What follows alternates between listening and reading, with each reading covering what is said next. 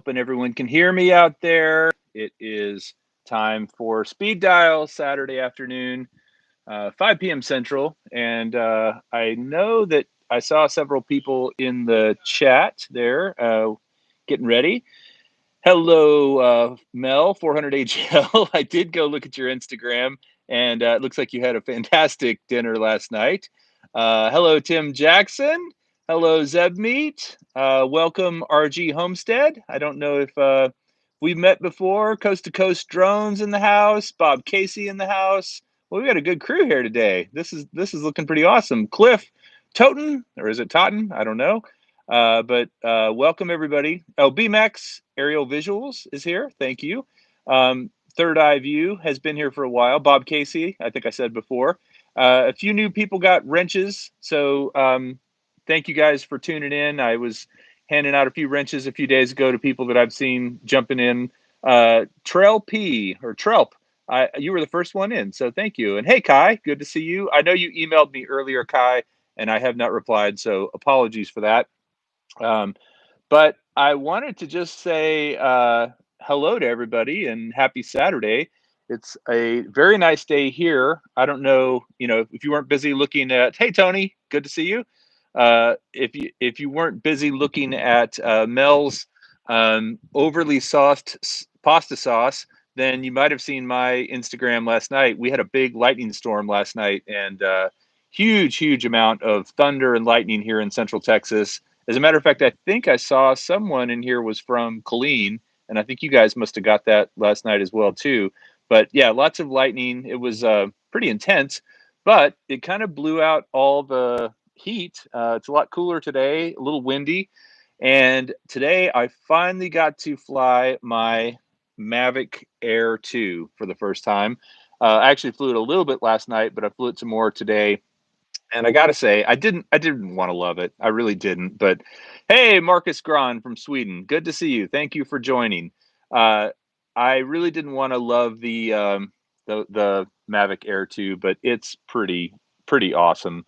Um, so anyway, today I was hoping that we could do a little bit of call in. Just have you guys call in. We could talk about drones. Talk about Mel's secret sauce for his pasta.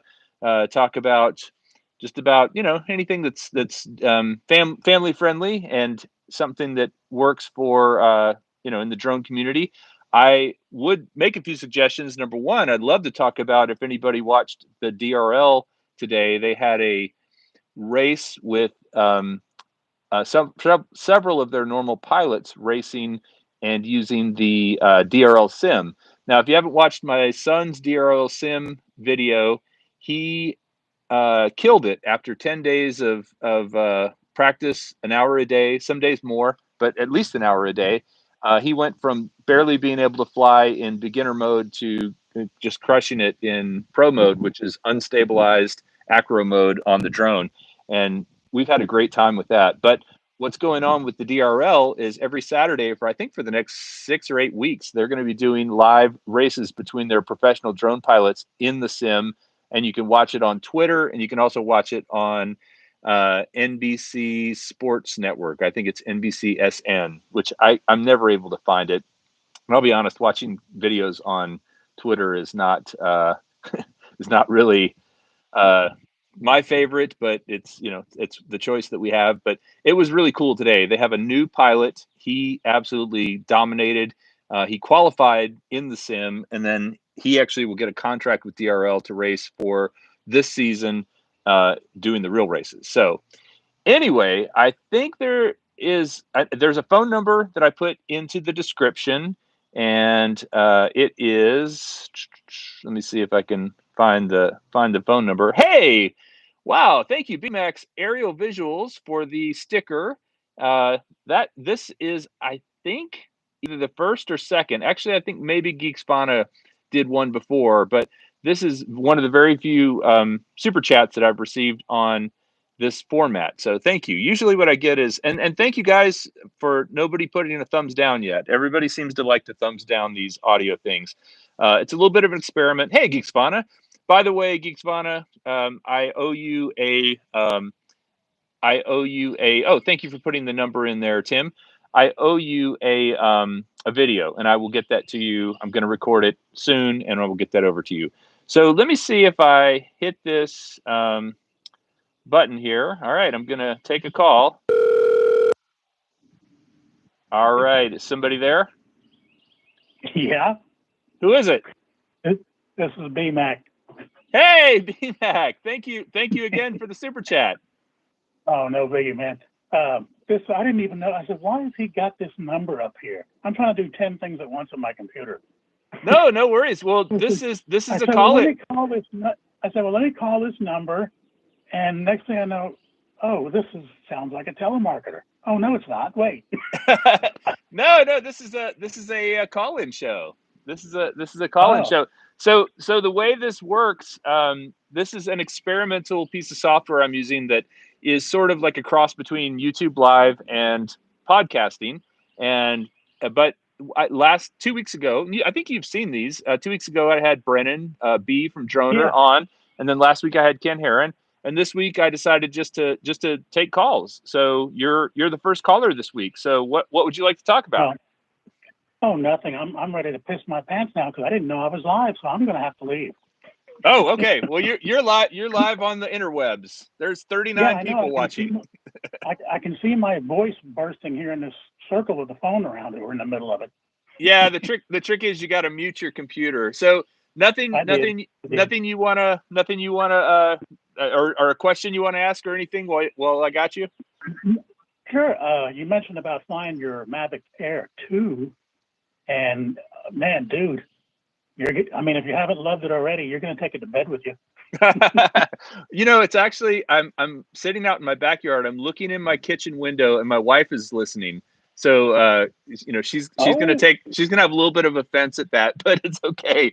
I will tell you, yes, I have to say I did not want to love that drone. I was like, I've already got the one above it and I've got the one below it. Do I really need it? But it's so quiet, it's so smooth, it's like just this perfect size. It really it's such a big improvement over the original Mavic Air too. Yeah, yes, original Mavic Air as well, I should say. Yeah, no, I know what you meant. And I haven't looked at the footage yet. What do you think of the footage? I've seen other people's footage, but I haven't looked at mine. Well, that's just it, though. I've been working on my footage today, so I haven't looked at anything. Ah, okay. So I'm uploading that as soon as I drop this call so I can go eat some dinner. Excellent. Well, I will go check it out. Thank you for calling. Hey, no problem. Kelly, thanks for having me on. This is a big treat for me. All right, I'm going to see if I can get somebody else on. Take care. All right. Bye-bye. Take it easy. All right, let's see if let me see if I got somebody else in. Add call. Oh no, that's not it. Anybody? Somebody give me a call. It's not going to be much of a call-in show if I don't have another call here very soon. Mel, I feel like after all your oh, well, there it is, 400 AGL. Oh, 400 AGL for a $20 super chat.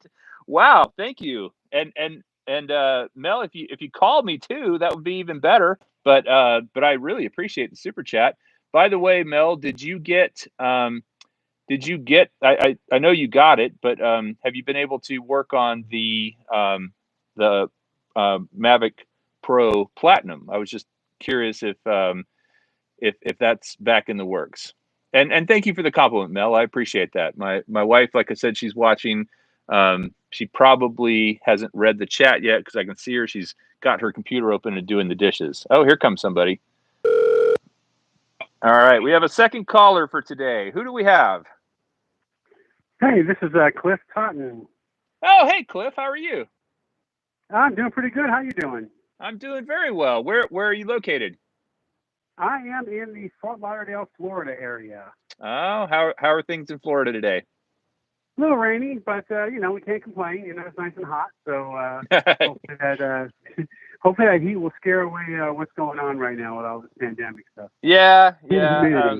Well, it's kind of funny because I've heard different versions of that. I hope that is the case, but I will say that in Austin, it typically by this time of year it's really hot, and right now it's not. I'm sitting outside. I'm not sweating at all. And anybody who's watched my videos knows I'm generally a pretty sweaty dude. So so I'm glad. But yeah, what kind of drone do you fly, or do you have any? Well, I have a couple. Yeah, I mean, I'm a DJI guy, so I've had two of the Phantom 4 Pro 2s. Right now, I have the Mavic 2 Pro and the Mavic 2 Zoom together, and I have Nice. the Autel Evo 2 on pre-order, the Pro version. It's the 6K on pre-order. So I'm just waiting for that to finally get here, but I can't wait to try that out. So.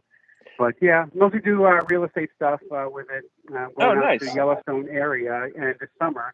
And I know I can't film in Yellowstone, but I was going to shoot around the areas outside of the park.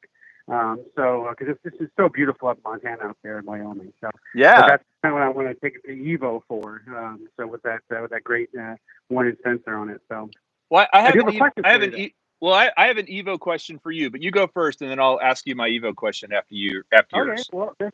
Well, there's some news that's I guess broken just recently that Autel has had a patent on quick release folding props, and they've had that patent for quite a while, and they have a lawsuit against DJI now, and they are trying to ban the import of DJI's drones because they supposedly break that Autel patent, and it's something that they've.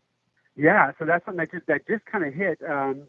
We hit it on another website today, but evidently the courts have already looked at it and they're looking at it right now. So it's something that might actually happen. Autel might hit DJI for years and years of damage. We don't know yet, but I just want to know if you had known anything about this or had heard anything, because this is the first I've heard about it. So I did hear something about this via a comment in one of my videos not too long ago, and I was kind of like, wow, that seems like it would be a really huge, a big deal in the drone community if that happens. But I do think that that's the kind of thing where there has to be some, I don't know, there has to be something that supports the fact that so many people have already invested money in these drones, right? So if all of a sudden DJI couldn't import those props anymore, and we start breaking props, who's going to lose? The consumer's going to lose in that case, right? I mean, Sure, I would think. No, I don't have any insider information about it. I did, like I said, read about it in a comment on one video, and then you're the second person to bring it up. But ultimately, I can't see how. I feel like the genie's out of the bottle as far as DJI goes with their drones here. And I know they've been sued before. They're the big guy. They're the ones. They certainly have some. They make great products overall, but they're also the ones everybody's chasing and targeting. And I think it'd be a really bad PR move for Autel too. I mean, in my opinion, to shut them out of competition. Right? It says. I see where they're coming from, but to me, that would just kind of make me dislike Autel. Of just like if Autel tried to shut out, or if DJI tried to shut out Autel, I'd feel the same way. I'd be like, hey, you need the competition. Competition is good. So right. I don't know. Well, I would guess that's my thought. The biggest thing they want is not so much to stop the import of DJI products, but they probably just want to check from DJI to say, hey, we want damages and we'll call it even.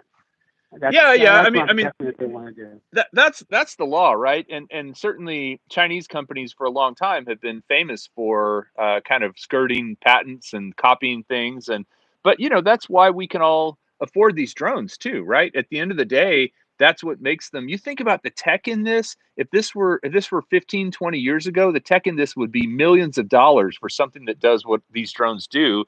And of course, tech has gone a long way, but on the flip side, it's also become so much cheaper. And I think part of that is because, like it or not, Chinese companies take ideas and often copy them in a slightly different way and then make them much cheaper by, all the ways they do that. And I don't want to get political on it. I'm just saying that, the benefits are the consumers in a lot of ways. And I would hate to see us lose the ability to purchase parts for our existing drones, or all the excitement that comes when there's a new drone coming out, whether it's an Autel drone or a Skydio or a DJI. It creates a lot of buzz, and it makes me happy when new drones come out, quite honestly. Sure. Well, so I have a Definitely. question for you regarding Autel. So you said you're getting the Pro version, right? Yeah. Okay. So why is the Pro version 6K and the non-Pro version 8K? Is it sensor size? Okay. So I don't know. Is it? I don't know if you. I've actually done a video when the Mavic Pro 2 came out that discussed and it got a lot of it got pretty out there. Even DJI saw it, Autel saw it, Autel contacted me on it. That did a whole pixel peeping deep dive into the way that DJI reads that 1-inch sensor and how it line skips or pixel bins. So it basically subsamples. And yeah, it got a lot of traction, and it got picked up by a lot of other YouTube channels and publications and stuff. And I got contacted by Autel about it. But it really just goes into how that sensor on the Mavic 2 Pro is not being read properly. Oh, I did see. Were you in a garden? In my backyard, Yeah. Like shooting. Like your drones started, weren't in the air. Your drones were on the ground. right. Yeah, I did see Exactly. that. Yeah. I saw that So video. resolution chart. Okay, No, that's I got you. a ton of. Okay. Yeah, that's me, and I got a ton of response from that, and I even got a response from DJI. I got a response from Autel. Autel contacted me quite a bit about it, asked me a lot of questions about it, but yeah, it did catch a lot. I think I might have been the first person to really raise the flag on how DJI was not scanning that sensor properly. They Right. were only scanning a section of it in the middle of it in HQ mode, quote unquote high quality mode, and they were subsampling the full width of it, which really makes it the FOV mode. So anyway, I don't want to go into all that because it gets really, really technical. But I can tell you that the reason why I'm going after the Autel Pro on this, and to kind of get back to your question a little bit, is it uses the brand new, not so much brand new, but it's the highest end 1-inch type sensor that Sony makes. It's the IMX383. And that image sensor is like the Ferrari of 1-inch type sensors. It is literally the best one on the market, the fastest one on the market, and Autel is reading the entire width of that sensor properly in 5.5K. On their 6K, but I've heard this. I've actually heard that their 8K is not as good a quality because of the way that it's a smaller sensor, basically, right? Are you okay with getting really nerdy on this? Because I can totally. Yeah. Okay, so that sensor that is in the quote unquote 8K is really it's not an 8K sensor at all. Like not even close to an 8K sensor.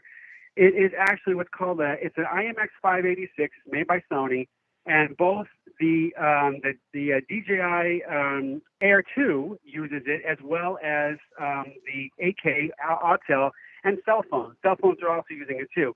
It is a quad bare image sensor that actually has 4 pixels under one color filter instead of having 1 pixel under one color filter. So you're basically dividing by 4, so you're getting 1/4 of the you've got yourself color quality.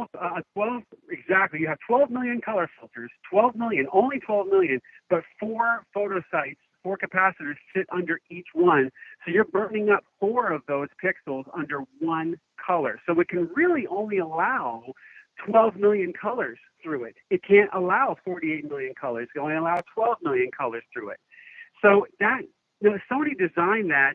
I swear, I hope I'm not like getting too technical here, but Sony designed that sensor for extended dynamic range. It's called, they basically use a dual timing, exposure timing trick between 2 of the photo sites and 2 of the other photo sites. They have different timing. Basically, without getting too technical, I've probably already gotten too technical. Without getting crazy about that, it's just designed for increased dynamic range. It's not there for increased resolution. That's not what it was ever made for.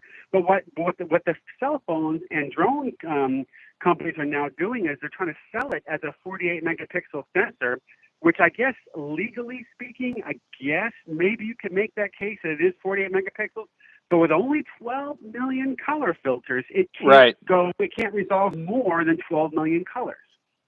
So basically, yeah, I mean, it's a little bit of a marketing ploy, or a lot of a marketing It's a ploy, I lot of one. suppose. It's a lot of it. Yeah. But so then tell us about the 6K. That's you're saying that is So using a the sensor 6K is a that's legit. traditional.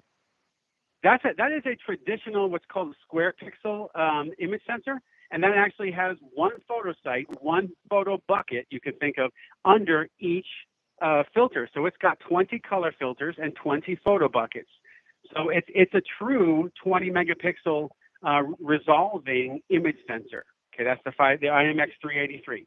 So that's why that's a more expensive drone. That's why it's a more expensive camera. It's got larger photo sites, so those buckets take in more light per pixel, and it's definitely a much higher end, higher end imaging system.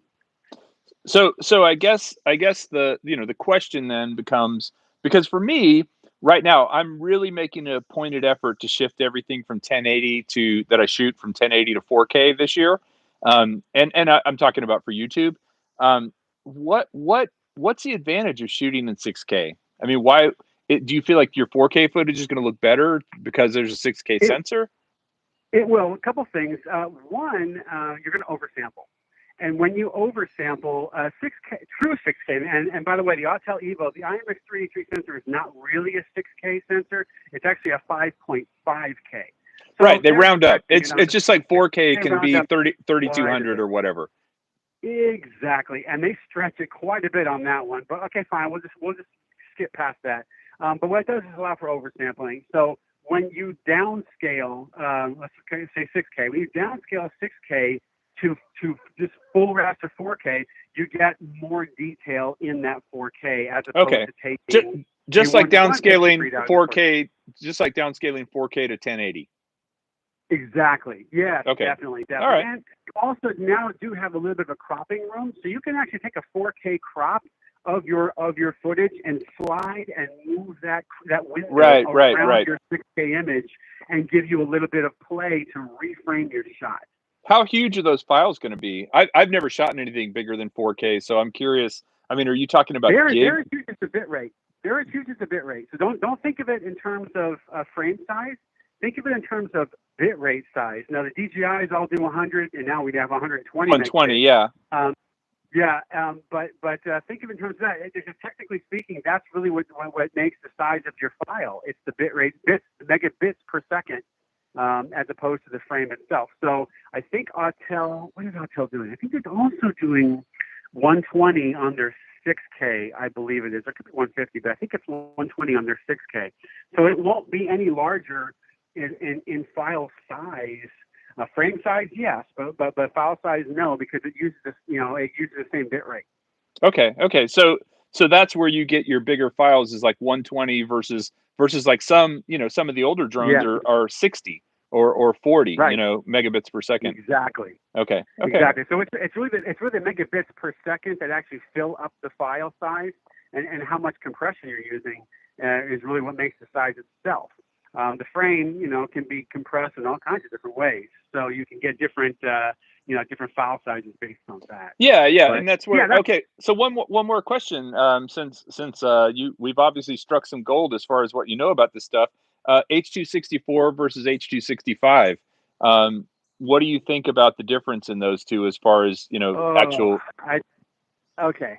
So I work for a company, a global media company. I can't. Our social media policies don't allow me to actually sure the company, but I can tell you that every summer we have a ton of shows on sharks. Okay, that's all I'm going to say. We've got a lot of shows on sharks. It happens for 1 week out of the month in the summer. But anyway, I've been working for them for 24 years, and we've done a lot of testing for satellite broadcasts on H.264 versus H.265. Right. And people say that H.265 is twice as efficient as 264, but it's really not quite that much. What happens is in small bit rates, yes, H.265 is quite a bit more efficient in the smaller bit rates, but as you increase the bit rates on both of them, the gains in efficiency start to reduce at that point, and they become more and more closer to each other. So at 100 or 120, they're about the same? Yeah, exactly. So the higher you go on both, the closer they get to each other as far as quality goes. So the gains are lost. But the further down you go, well then yeah, H.265 pulls away. So it really all depends on the bit rate that you're talking about. But I can also tell you this: there is a penalty for having compression that is that efficient and that high. Is that it takes Your processing power times the CPU processing power. It's right, almost right. 4 times higher than H.264. So for me personally, I'll take a high bit rate 264 over a high bit rate 265 any day because it's a faster codec. H.265 Wow. is slower. It's just great. It's great, but it's slower. So yeah. that's my opinion on that. And we've done a lot of lab tests on that. So against the two for satellite broadcasting. Well, this is great, great information. I'm seeing a lot of comments of people saying thank you for kind of explaining some things. I've got 2 other callers in the queue, so I'm gonna jump over. But I really appreciate the call, and You got it. and I'll go back and rewatch that video. I remember seeing it a while back about the Mavic 2 Pro, and yeah, I remember you made several follow-on videos to it because of the attention it got. But yeah, that's yeah. I'm actually going to start a whole new channel pretty soon. On the very first video that's going to come out, it's going to have the Autel Evo imaging system deep dive, and I'm going to get more into doing this kind of stuff in the future. So you'll probably hear about it. I mean, I'm going to tear these things apart really, really big, really deep as they come out. But I didn't mean to take over your show like that. I didn't mean to be so wordy. But no, it was good stuff. I think the audience appreciates the information. So thank you for the call, and I'm going to jump over to the next caller and take care. Job. Okay, bye bye. Right, I'll be in the audience. All right, bye. All right, let me see if I can answer the next one. Hitting the little button. Hello. All right, let me see if I can answer the next one. What are you doing, Kelly? Hey, Mel, you got to mute your computer. Yeah, I'm muting the audio on the other one now. Let me tell you about this little thing called vMix. I'm going to tell you how it works. Do what now? I said, let me tell you about this little thing called vMix. I'm going to explain how it works to you. It's an inside joke, Mel. Mel spent a whole afternoon one day taking me through how vMix works, and then basically I figured out that I don't have a PC that's worthy of running it. So, Mel, are you there? Yes. Did you get you got the Mavic Pro Platinum? I did. I got the Pro Platinum. How's it look? Now, for everyone, hold on. For everyone that's unaware, I put a Pro Platinum in the drink. I guess about 3 weeks ago, testing out some landing gear. Totally my fault. They were well designed landing gear. Gentleman from Tennessee, no less, who sent them to me, and I basically flew it on a windy day. Tipped the drone over. Basically, the landing gear is what held it up and kept it from sinking. Right? You saw the video, Mel. And so when I pulled it out of the water, that kept it from going to the bottom of the lake. Right. When I pulled it out of the water, it was still the battery was actually still on, I think, at that point. So I turned everything off. Tried my best to dry it out, cracked it open, took out like 42 screws and pulled it open, put a fan on it, and finally gave up and sent it to Mel, and he is going to try to revive it for me. So that's the backstory. That's right. And I'll probably pull the covers off tomorrow and just make sure everything's plugged in good and everything's connected good. To be honest, I haven't had time yet this week to mess with it. And I was going to get into it today, but Newfoundland Drones was having trouble live streaming from his Phantom 3 Standard. And I made an appointment with him for this morning and got him live streaming from his drone. So nice. He's in Newfoundland. He's 2 hours ahead of Eastern time. So he's probably going to do some, weekend sunrises and things. 2 hours ahead of everybody else. On a Phantom 3 Standard. That's right. Wow. Got him live streaming from his drone on a Phantom 3 Standard. That's fantastic. Is it now that's using Lightbridge, correct? No, I think the Phantom 3 standard is Wi-Fi. Still, oh wow, okay. So it's using Wi-Fi. So your range is not going to be as far as you can get with a Mavic or or even a Lightbridge drone. But what was Right. Basically? Did you have to go around the DJI Go app, and does that use just regular Go or Go 4? It uses the regular Go, and of course, he said he couldn't live stream. He said it kept just, failing to connect and this and that. So I started with the very basics and made sure that his YouTube channel first was verified. Then I made sure that he had live streaming enabled on his channel, and he did. Then we tried doing a direct to YouTube live stream from the Go app, and Google said that app was not recognized. So we used RTMP, and I showed him how to put the URL in and add his stream key behind it, and explained why he needed those two things. And as soon as he did it, he hit go live, and it went live right then. We were still on voice chat on the computer, and he went live with it right then. So nice. We know it works, and he was beside himself excited. So that was way cool. Yeah, that's awesome. Well, and what a nice opportunity to help somebody else out who can now go out and create some cool content. You know me. When it gets down to the nitty gritty of the nuts and bolts, I'm all about it. Yeah, yep. No, I know. And you're in Arkansas now, not Tennessee, right? Correct. Did you get a big storm last night?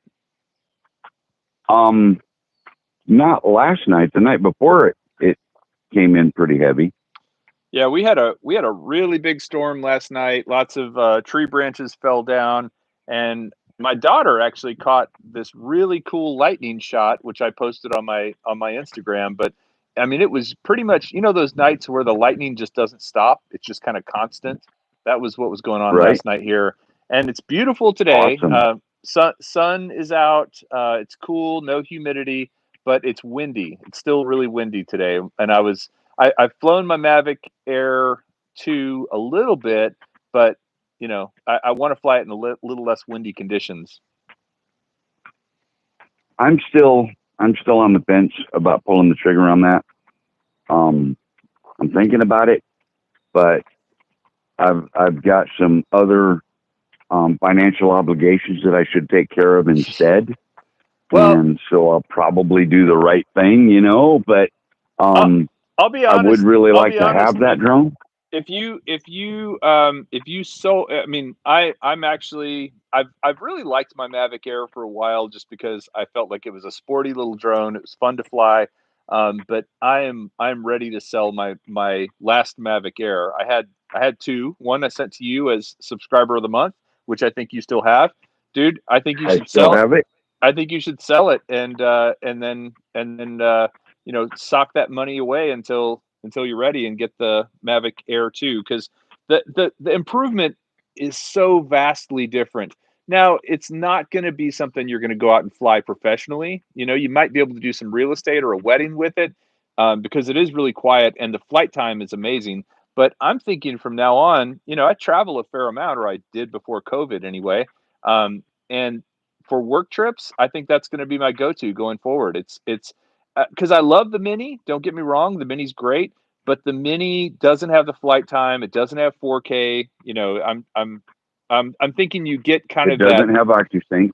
Doesn't have OcuSync. That's right. I'm thinking you get that sort of perfect Goldilocks. It's not the Mavic 2 Pro or Zoom, which are expensive and a little heavier and a little bigger, but it's still, from what I've seen so far of other people's footage, it looks pretty amazing.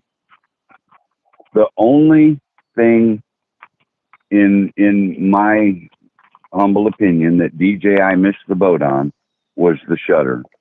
If they would have given the Mavic Air 2 a mechanical shutter in front of that sensor, they would have had the absolute perfect consumer drone that could do really, really nice photography. So I because, wonder, as you know, is that a the size ability thing? to stop motion is extremely important. So to really get a really good photograph, you either have to have a still subject or a still camera. Right. Having both be still is ideal, but at least with the mechanical shutter, you could still be in motion, see a shot, snap the picture, and actually get what you saw. You know what I mean? Oh yeah, yeah. I have the Phantom 4, and that mechanical shutter makes a huge difference when stuff's going. I had a chance to fly at Circuit of the Americas, chasing race cars around a track, and that was amazing. But the footage with that mechanical shutter, I think it's not only better for stills, but I think it's also still better for each individual frame of video. You don't get that blur. You get a crisp frame each time. But you get crisper framing. That's true. But here's my question, Mel: is that a size thing? Meaning a size thing within the camera, and they wanted a small camera, they wanted it compact, they wanted it lightweight, and so the camera on the Phantom 4 is quite a bit bigger physically. Do you think that's the difference? Like, to have that mechanical shutter in there would be difficult on such a small camera, number one. And then number two, why would they want to cannibalize their Mavic 2 series, right? I feel like they'll probably come out with the Phantom 2. Right. Why would people buy those anymore? If this thing has higher bit rate and a mechanical shutter, now it's got a smaller sensor. There's that, but yeah, it's a weird little game they have to play, right? They're trying to fill in every single possible space on the board, but not overlap too much.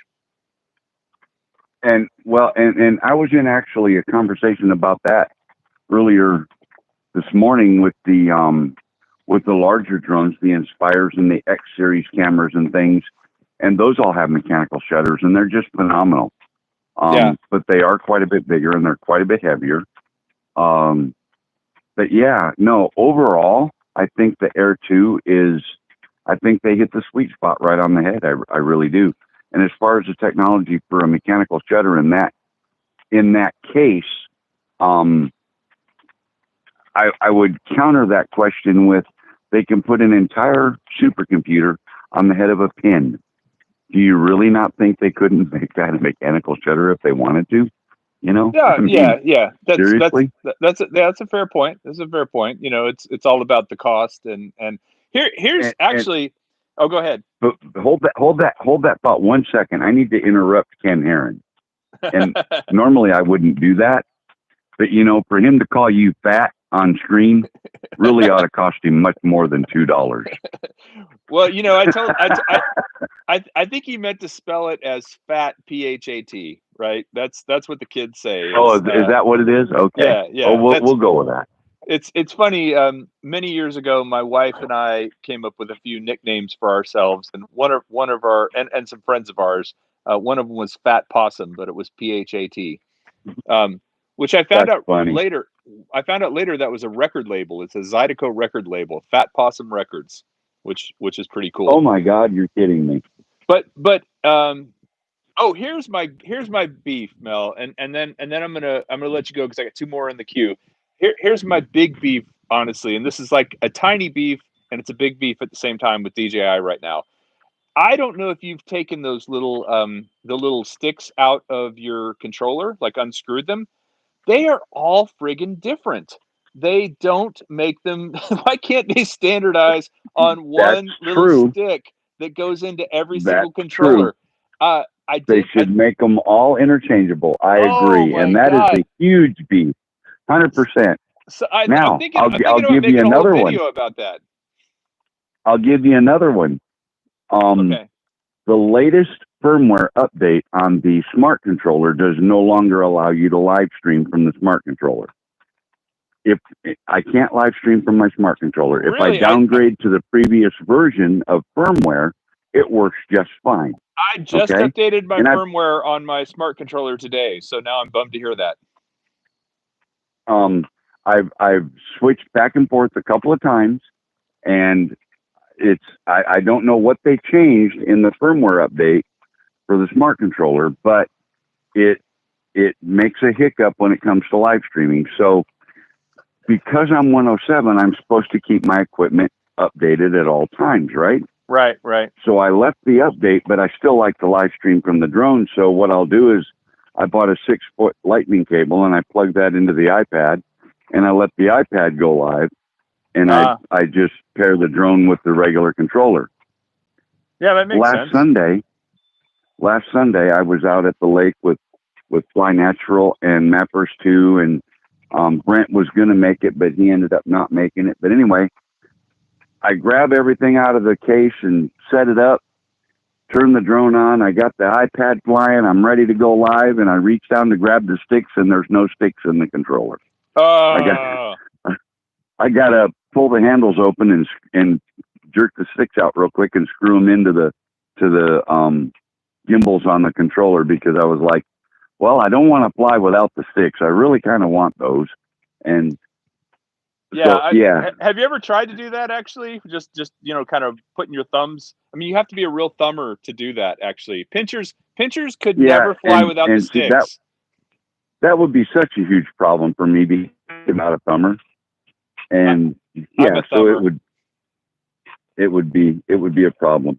All right, quick, but, everyone in the chat right now, just type in thumber or pincher. I feel like I know you guys pretty well. Ken, you don't need to, because I know what you are. Pinch, yeah, that's a good one. I'd love to see just who all Geeks Fauna, Mappers 2, Ray Kelly, Grumpy Vlogger, Bob Casey, Coast to Coast. Hey, Bill, thumber. All right, yeah, thumber. All right, Marty's a pincher. Ray's a pincher. Yep. Well, it's about 50-50, it looks like. But you cannot fly without sticks if you're a pincher. I'm just saying. Yeah, that's just not going to happen. Didn't Ken fly with his feet one time, with his toes? I think I saw him fly. He did. And got a lot of backlash. Hey, what's up, Artco? Good to see you, Art. Mel, he did. I got 2 more in the queue, so I want to keep it going. But I appreciate the call. I hope you enjoyed. Was that last night's dinner, or is that for tonight? Your that was post? Tonight. That was tonight. All right. Yep. So you're one of those guys that eats your dinner at 4:45. Well, just admit it. We tend to eat early because typically we go to bed pretty early because we get up so early. Yeah. So yeah.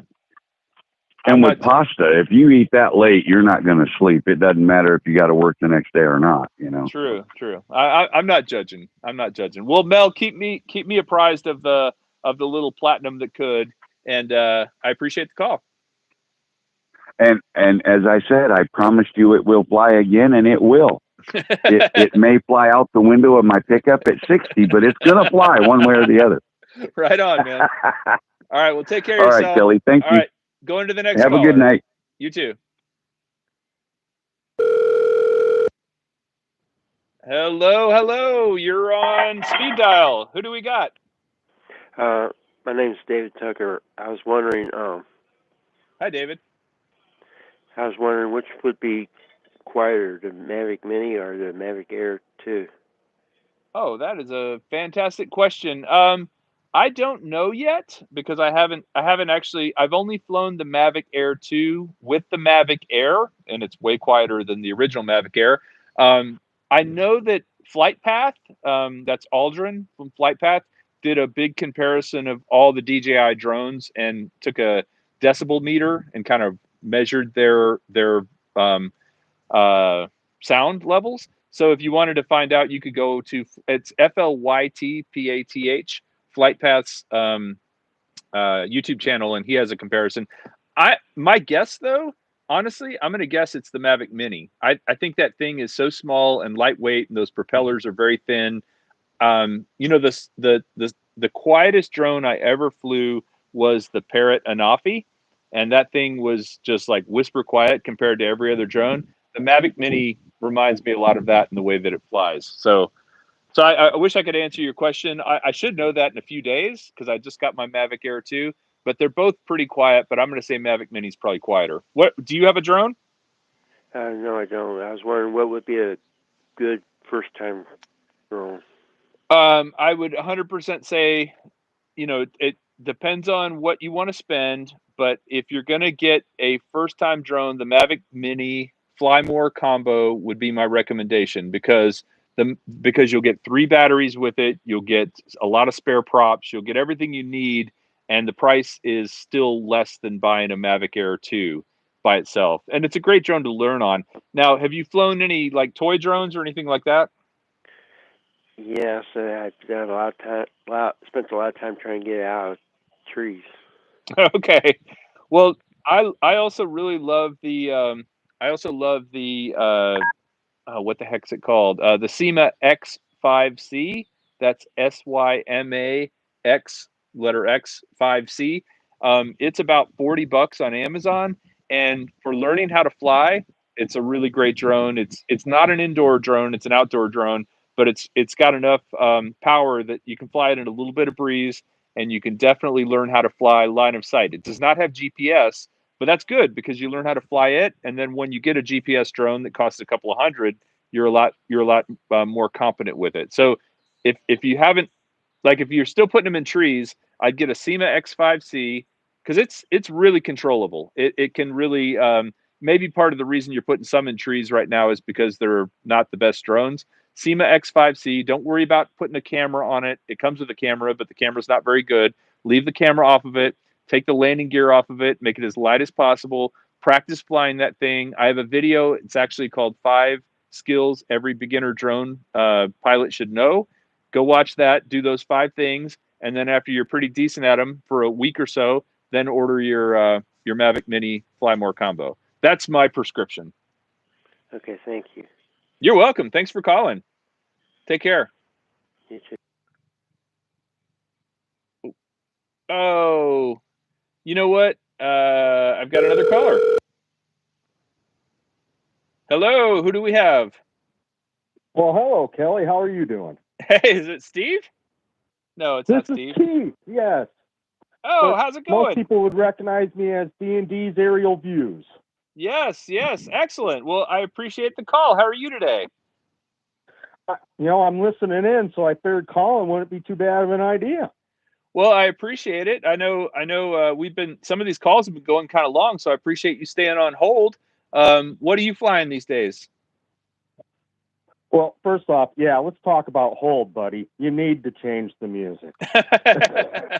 Okay, so I don't control that. However, I will say the people that make this software, because this is beta testing right now, they actually are listening. They listen to every show I do, and so, hey folks, don't like the hold music, got to change it. There you go. It's not horrible, but it is repetitive. Yeah, well, especially when you're on for a long time. But yeah, what are you flying these days? Well, primarily I fly a Phantom 4 Pro 2, and I have 2 of those. And then once in a while we get the occasion to fly that big bad boy, Matrice 210, with the thermal camera. Oh, I've seen one of those, man. Those things we had one of those at the first SpinUp, actually. We had it in the Dell Diamond, and it was cool because we had it up in the air, and we had a monitor set up with a live feed from it, so you could see everybody's heat signature in the stands. It was a cool day in December. Beautiful day. It was probably in the 40s or 50s outside, jacket weather, and clear sky. And we set up that monitor, and then Brian's the guy who was flying it. He turned it around, and you could just see everybody's heat signature over in the stands. It was cool. Absolutely. I fly with the XT2, so we got what a FLIR camera that is. Yeah, it's just amazing. So I've only ever experienced personally, the only FLIR camera I've ever really played with is the one on the Mavic 2 Enterprise, which I know is not really the best FLIR camera. Is that a fair assessment? That is a fair assessment, but then again, it's about application and what you're expecting to get out of the imagery. Okay. You're in the field in a search and rescue situation. that enterprise is awesome because you can get it up in the air in no time. You True. can get an idea, and it'll pick up people easy enough.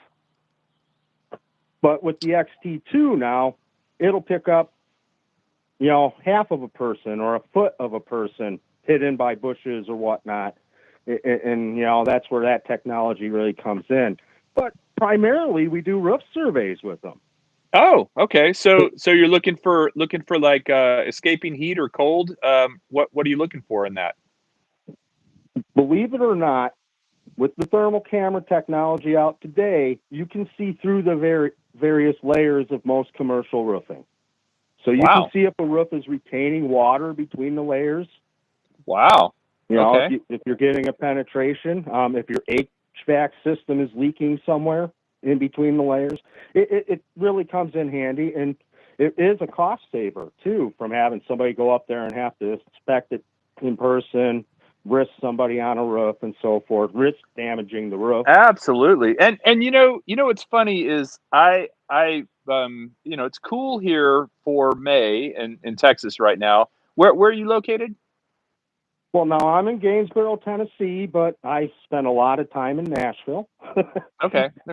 Well, so it's cool here, but I will tell you, even on a cool day, when you get up on a roof, man, the temperature goes up 40 degrees or 30 degrees. I mean, it's such a huge difference up there. And so being able to put a drone up to do that kind of inspection makes so much sense versus putting people up there. I just feel like it's dangerous up there in the summertime. I don't know how those roofers do it. Anytime you're putting a guy on a ladder and you can spare putting a guy on a ladder, I'm all for it. I fell from a ladder once and really, really messed my leg up. Oh no. Well, so have you ever been to Europe or Scandinavia? No, but I would love to go if you want to take me. Well, I will tell you, I went in 2017. I had the chance to go visit my wife's sister is married to a guy from Norway, and his family took us all around Norway. It was fantastic. They showed us the whole country or most of the country. Had a car lined up for us from one of his friends. Same car I drove at home, actually, a Subaru, and took us all around. But the reason I'm bringing that up is in Norway, a lot of the houses have plants on their roof. Like they have a layer of soil, grass, little taller grasses. It makes a whole lot of sense for insulation, right? I don't know how they deal with I don't know how they deal with drainage and stuff like that. I guess that's something you have to figure out. But man, it seems like our roofs here are just such wasted space. They just sit up there and bake in the sun. And if you could put either plants or solar panels or something up there, I don't know. I love when I go by a downtown area or even an industrial park and I see stuff on people's roofs now, especially if I'm flying my drone and I'm looking at the roofs, it makes me happy to see people using roofs as something besides just a big, sun reflector. Absolutely. Roof space is very underrated and we are starting to see more usage of it with rooftop decking and so forth and patios. Glad you mentioned solar panels because thermal technology will tell you if a single cell on a panel is bad. Nice. Wow. And those things are getting more efficient now, right? I mean, I don't have them on my house. I've thought about it, but I'm waiting for that time when the cost to return is a little better. Because right now you still got to wait a few years before you get your return, right? Sure. It's the storage that's really the issue when it comes to solar power, I think. And if you've looked into it, you would agree. You want to be able to produce it and keep it. Right. Or I do anyway. But, let's get away from that. Let's talk about what the FAA said on Thursday about 2021 for remote ID. Yeah. What do you think of that? Well, give me a summary. I want to make sure we're talking about the same thing.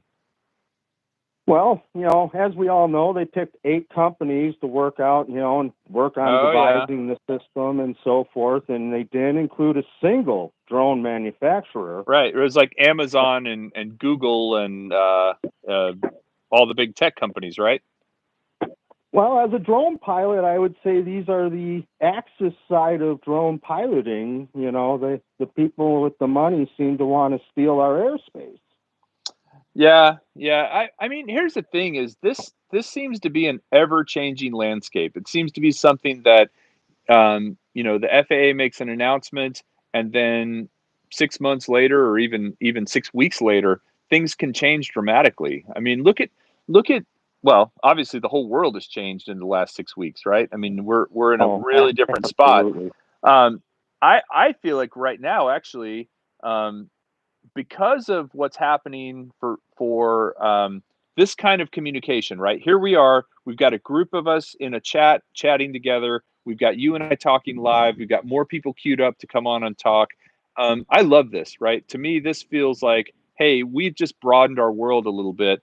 And I know I'm off topic, but what I'm saying is, I I agree with you that there should have been some other players involved in that, but I also don't take anything that's announced like that too seriously because I feel like it could change very shortly. It doesn't feel like anything sticks for very long, in my opinion.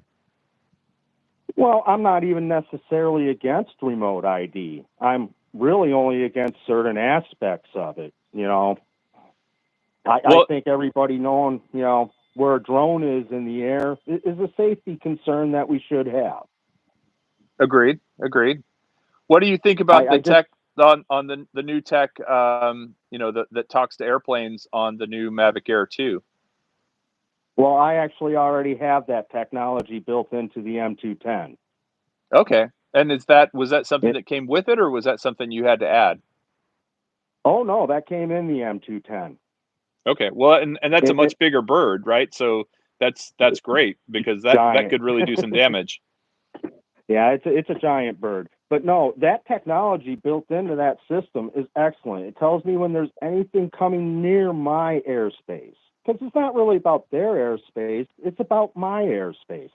Because I control my airspace. And You so know, how it, often do you get alerts? Like what's the range on it? Is it miles? Is it meters? What is it in terms of, like, are you constantly getting alerts?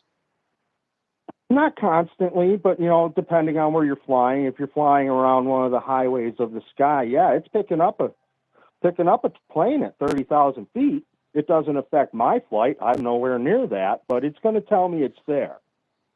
Yeah, and that's just that awareness. I will say, even for me, I know when I'm flying, and I like to fly lower. I'm not one of these guys that likes to go way way up in the air unless I have a reason to do it. But generally, I'll hear a plane motor or a helicopter motor, immediately try to locate it visually. Right, I'm going to see if where's that coming from, and look to where it is, and then kind of make a determination of which direction it's going and whether I need to bring my bird down or not. And most of the time I don't, right? Most of the time it's way higher. And it's also funny too, because I think people often misconceive how high an airliner is in the sky based on looking at it going over. Because they're big machines, right? It could look like it's pretty low when in reality it's several thousand feet in the air, and you're maybe 200 feet in the air. There's a huge gap. But anyway, I'm glad to hear that you enjoy that and that you've used it and that it's worked for you. And visual illusions are a hazard of flying drones. You got to be aware that there are visual illusions. However, and I apologize to the chat. I'm just listening to the show. I'm processing some pictures for an ortho mosaic I did of a quarry earlier today. Nice. And it's work. We haven't had much work, so this is important. But I really wanted to hear the show because I love your shows, Kelly. I appreciate I love your videos. You took us with us. You took us on that vacation. I do really appreciate that. And Did you have a chance? for example, Go ahead. Go ahead. Thursday night when Ken's show was on, I had two Chinooks go above the house. I heard them coming; they were way off, but they were under 400 feet. Wow. And I could see it when they passed the ridge that they were just above the tree line. So military operation? Obviously moving from Fort Campbell, probably to Georgia, whatnot. But, if I was flying at the time, though, yeah, I would have been risking them aircraft because they were low. And really low. and they can come in really fast too, and you wouldn't know until they were almost on top of you. I used to do a lot of video for a summer camp that I went to and my kids went to in Missouri, and we were not too far from Fort Leonard Wood, if you're familiar with that in Missouri. And every so Oh, yeah. often, there would be a military jet that would buzz over us at. I got to think it was at least 1,000 feet, but they were going really fast, and they'd be over you before you realized it. I mean, it's oh, as a matter of fact, just the other day, have you seen all these things with the angels, the Blue Angels and the Thunderbirds going over different cities? I sure have, and I was actually lucky enough to see them go over Nashville when they went over Nashville this week. So two days I ago was over flying Austin, my drone. You were flying? No, absolutely not. Okay, I was going to say there was a TFR in place. NOTAM, no temporary flight restriction, absolutely. So, but what I was going to say is, I went to see them, the Thunderbirds. They flew over Austin. My wife and kids, we all kind of packed up and went to a spot that we thought would be good, and it turned out to be great. But two things: we were looking the wrong direction when they started, and then all of a sudden, we hear kind of the jet noise behind us. They're flying in formation with one chase plane behind them. And then, but the coolest thing is, because they're going, 0.7, 0.8 Mach, 0.7. How you feel it? Well, no. Feel that once they go by. The fact that they're in front of the, you see them, and then where you hear them is way behind them. So as you said, illusions, right? You could think it's way over here based on the sound, but in reality, they're half a mile further along. Sure, absolutely. But you know what I really love about the Blue Angels is their formation flying. Those guys are literally only 10, 15 feet apart. Yeah, and going so fast. There's an awesome video. There's an awesome video on YouTube. If you haven't seen it, it's about, I think it's the 2016 Super Bowl. It's whenever Lady Gaga sang at the Super Bowl, because they reference her, where they did the flyover of the Super Bowl. And they had to fly over right as she finished the national anthem. So she finishes the national anthem, and they got to be on point. Well, this is all the behind the scenes stuff of what they did to make that happen. And, everybody just assumes, like, she finishes singing, the Blue Angels go over, wow, that was really cool. But you don't understand, it was like 6 months of logistics that went into them planning this thing, with all the airspace that had to be, and the military, and the, Homeland Defense and everything else. It was crazy. Great video, though. Yeah, unfortunately, it's one guy with a drone doing something wrong that could ruin it for everybody. Yeah. Well, I'm pretty confident that the crowd we have here today is helping to fight that. So I appreciate that from everybody. No, and that's the one thing I want to point out too is, when it comes to the droner community,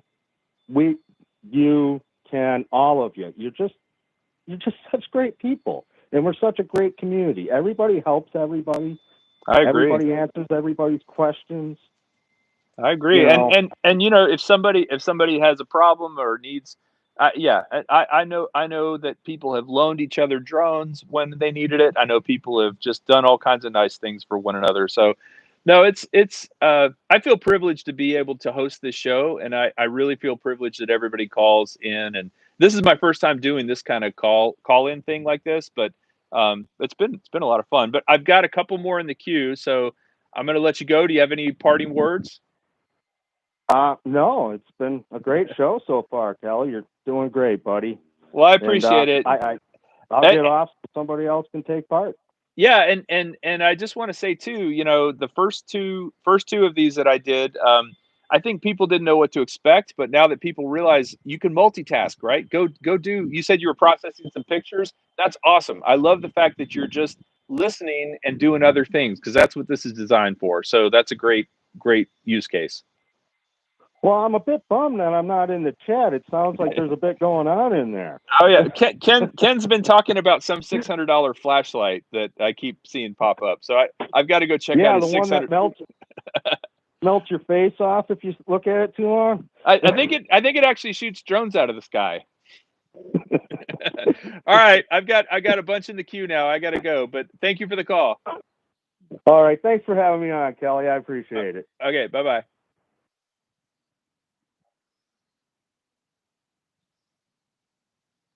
All right, going to the next call here.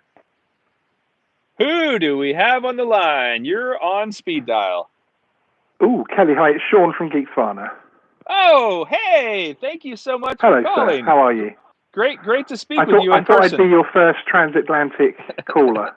Yes, absolutely. What? I guess it's only like midnight over there, right? Yeah, just after midnight. That's right. Just a couple Okay. minutes past. Well. So you haven't been at the pub, and you're just calling me. This isn't a booty call, I hope. Yeah, I've had a few pints. No. Unfortunately, our pubs aren't open yet. Again, so it's home drinking. So. What part of England are you in? I'm just south of London in Surrey, which is one of the home Surrey, counties. yeah, sure. I'm familiar with Surrey. So I had I'll tell you my English experience real quick. Well, two actually. In 1987 or 88, I went there for Christmas and visited my cousins. My grandmother's brother, my grandmother's British. She grew up in India actually when it was still a colony. Her brother had a house in Chichester. Are you familiar with Chichester? I am indeed, sir. Yes. So he had a house down in Chichester, and we stayed down there for, I guess, about 8 days between Christmas and New Year's. It was fantastic. And they only had a record player. They didn't have CDs. There were no streaming services at the time. But I remember listening to all these old English classical and pop records, and it was fantastic. And playing snooker. And then my second experience, my same cousin, so that was my great uncle Jeff, who passed away, but his son, who is my, I guess, second cousin, lives in London. It must have been, I forget, 2010 maybe. I went to London, and he took me across is it the Millennium Bridge? Millennium Bridge, yes. He took me across the Millennium Bridge, and then we went to watch the Harry Potter movie where the Millennium Bridge gets blown up. So I was like, I was just British there. Experience for you. It was fantastic. I'm a big dope for Harry Potter. So anyway, how's it going over there? Yeah, good. Thank you very much. I've been playing with my own Mavic Air 2 as well, which is perfect timing as we came out of lockdown enough on Wednesday to be allowed to go out and fly our drones again. And Thursday, my Mavic Air 2 arrived. So it was that's beautiful. Timing. Beautiful timing. Yeah. And how's the weather right now besides rainy and cold? Glorious and sunny, actually. Oh, nice. Yeah, just to buck the trend. So yeah, no, it's been very nice. Very excellent flying weather, certainly. So do you watch Andy RC? I don't. Oh, I think I should. I think he's English. He is, yes. And you're actually the third person to ask me that in about a month. So I think I need to go look at him. Yeah, no, he's great. He does a lot of FPV stuff, really good reviews. I think he's got a bit more of the Cockney accent. He doesn't sound quite as refined as you. So he might, you might not want to hang out with him, but maybe go have a pint. This is my telephone voice. Don't worry. Okay. Well, so what do you think of the Mavic Air 2?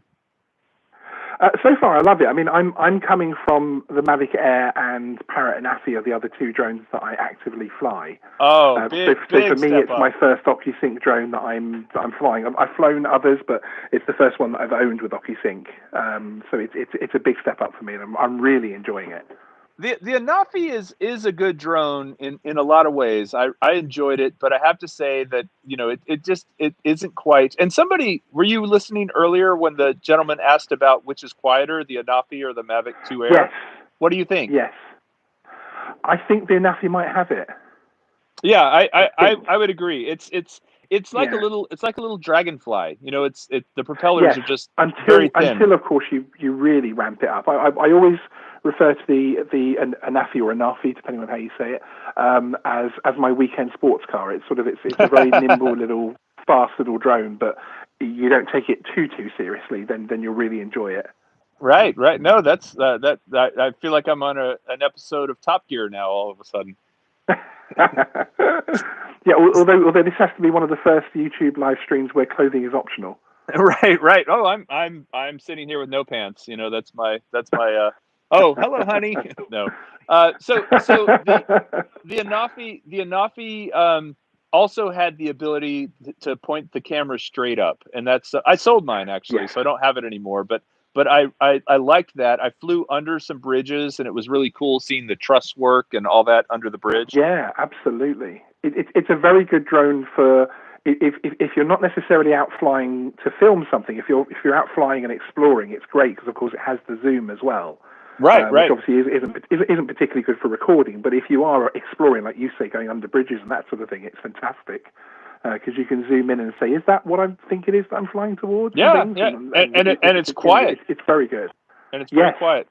Well, the Mavic Air 2, I've only flown it briefly, a little bit of time here, but I have not I've not really referenced the noise except for the Mavic Air 1. Now that thing sounds like a buzzsaw. Indeed, it does. It sounds like you're being attacked by a swarm of hornets or something. It's, right, the killer hornets. People definitely know if you take it off anywhere near anybody, everybody turns around straight away. So it really does draw attention to you as a drone pilot. Yeah, and it's a good. It's funny you mentioned the other being your sports car. I kind of always considered my Mavic Air to be my little sports car. My original one was red, and I gave that away to a subscriber of the month viewer. And then now I have a black one, which I think also looks really cool. But that red one, it looked awesome. But I actually remember watching your unboxing of the red one. And I'd already ordered my white one, and I was so tempted to cancel and order the red one because it really had that nice sheen to it, didn't it? It's a very. It was like a Ferrari. Really good. It was like a Ferrari in red. Yeah. But you put that thing in sports mode, and boy, it would just go. Yes, indeed. Yeah, no, it's a great little drone, and it'll be sad to see it go. Obviously, I will get rid of it at some point because I don't like drones just sitting around, and there's probably not much chance I'm going to fly it now. Now I've got the Air 2. But yeah, it's been a great little drone. It's it was fantastic. It is just unfortunately that signal that does let it down. Yeah, the Wi-Fi is not anything compared to OcuSync. Now it's funny you mentioned selling it because I'm thinking about selling mine as well. And one of the things I've been putting together, I just made a list of 12 things to do before you sell your drone. Now these are things like things you probably would think of, but it's nice to have this checklist. And one of them is pull the SD card out, of course, or format it, and then format the internal memory. Right. You don't want to sell it with your pictures on it. Pull off your registration number if you have that on it, which you should. Indeed. I think it's the same over there. You have to have registration on yours as well, right? Okay. Yeah, over 250G. Yeah. It's a list of things, but in doing all this and researching it, I found out that there's actually in DJI, what's the program called? Assist. In DJI Assistant, there's actually a factory reset. Did you know that? Yes, I did actually, because I have actually had to factory reset my Air at one stage. Okay. But by the advice of support. So yes, I found that out. Yeah. I actually didn't know about the factory reset, and so now that's something that I think would be great to do before you sell a drone. That way the person getting it can have that whole experience of kind of setting it up for the first time. Which I think is cool. Exactly. I think it's also important to when you advertise it to write down how many charges the batteries have all had and how many flights it's had and that type of thing. That's on my list actually, and in the app you can see how many charges and discharges the batteries have had, or maybe it's hours. I think it's really good information for people to know what they're buying, at what level of use it is, basically. So. Yeah. Well, Sean, I appreciate the call. I've got. Do I have anybody in the queue? Oh no, I guess I had somebody in the queue and they dropped out. But I know for a fact that I owe you the 21 questions thing, which I'm excited to do. I read through them and there's no rush. Oh well, yeah. But I have some ideas of how I'm going to do it. It won't be super fancy, but I think it'll be fun. I love that format. Yeah. Which is the idea of it, really, just to have a bit of fun with people rather than having the interviews go on for 3 hours. Right. No, it's like all this information. Well, JSK Enterprises is asking who's on. It's Geeksvana, Sean from Geeksvana. Do you want to plug? He's recently followed me. Actually, I do remember getting a little email saying he'd followed me. Do you want to plug your channel real quick for everybody who doesn't know? Thank you. Yeah. It's Geeksvana. For anybody who doesn't know me, I see a lot of faces or other names and faces that I imagine in my mind in the chat that I know. But it's Geeksvana, drone news, drone related content. Check us out. Thank you very much.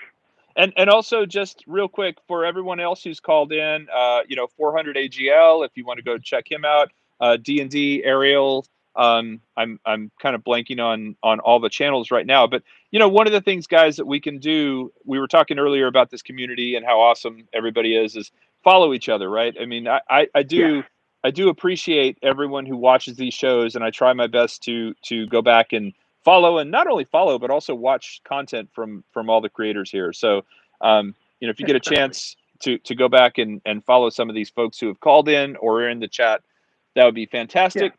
And Sean, because you can find, because you can find some very cool things happening, can't you? Like I discovered with the Chris Hopes and the 400 AGLs, you get this little crew of them that all do sunrises as the sunrise goes across America, and that's quite a cool. If you have time some Sundays and that sort of thing, it's a really cool thing to watch. Yes, because it's there's just some there's some, once you dig, there are some real nuggets of entertainment in there. And Chris Hope is in the chat right now, and certainly if you get a chance, you should tune in tomorrow to his channel to see his sunrise. Definitely. And by the way, Chris Hope is now a contributor to my monthly live stream called First Friday, and you watch that, I know, Sean. Fantastic, yeah. And I also am going to be giving away the Mavic Mini package on First Friday on June 5th, so I'm excited. I had a bunch of entries. I can't wait to. I'm not going to tell it now, but I'll tell the whole story about all the entries I got, and I actually have. It's down to just a few names, which I'll draw that night who the winner is. So wow, that's going to be exciting. I'm very excited. Well, Sean, it was great talking to you. Glad to put a voice with a voice with a name. With the name, yeah. Yeah. All right. Well, Excellent. Hey guys, it is 6:15. Sean, you want to say anything? Any final stuff before we close it out? No. Just that this was really cool, and thank you for bringing back some nostalgia for me of calling into talk shows like I used to 20 years ago. It's been with the hold music and everything. We just need the producer to vet people. And then it's a real talk show. Yeah, and you have to start by saying long-time listener, first-time caller, right? That's it. Exactly. This is Sean from Surrey. I'm a long-time listener, first-time caller. I've got to see if I can speak with I'm having a problem with my wife. Here's my accent. What do you think? Got a little bit of this, or I think the word I always use is right. On that. Right. Yeah, right is a very good one because that covers so many of the regions. So yeah, right. I immediately think of Supertramp when I hear that word. Well, my American accent isn't very good either, so hey, that's not bad. Makes you feel a little bit better. I suppose with YouTube, I listen to an awful lot of American accents. So you would fit in very well at the local Buc-ee's here in Texas. If you have a moment, I'm sure you don't know what that is. If you have a moment, Google Buc-ee's, Buccee, Buc-ee's, Texas. Okay. Just Google that, and it's the most Texas thing ever. All right, Sean, well, it's great talking to you. Take care. Cheers. Thanks, all right, bye-bye. All right, guys. Wow, this was a lot of fun. Really appreciate everybody joining. I appreciate all the calls. I don't have anybody in the queue right now, so I think I'm going to use this opportunity to go eat some supper. But you guys are awesome. This has been a lot of fun, and I will plan to do this again next week. I'm going to try and have a guest on next week, but really had a lot of fun with you guys and appreciate it. And take care of yourselves, fly safe, and let's keep this whole thing going. So we will talk to you soon.